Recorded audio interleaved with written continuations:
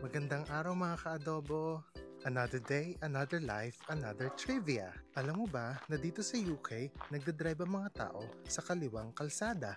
There are about 64 countries that drive on the left and that includes the United Kingdom. Eh bakit sila nagdadrive sa kaliwa? It all goes back to prehistoric and early travel times. Noong unang panahon, ang mga naglalakbay ay naglalakad sa kaliwang parte ng daan. At ito ay para madali nilang kunin ang kanilang mga sandata gamit ang kanang kamay kung sakaling merong kalaban.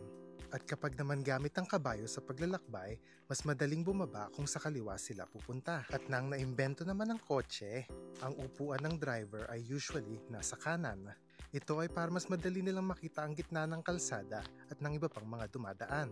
However, during the Napoleonic era, the French adopted right-side driving, however, the UK resisted to do so. Kaya naman sa pagtagal ng panahon, ginawa ng left-hand side driving at batas ang pagdadrive sa kaliwa.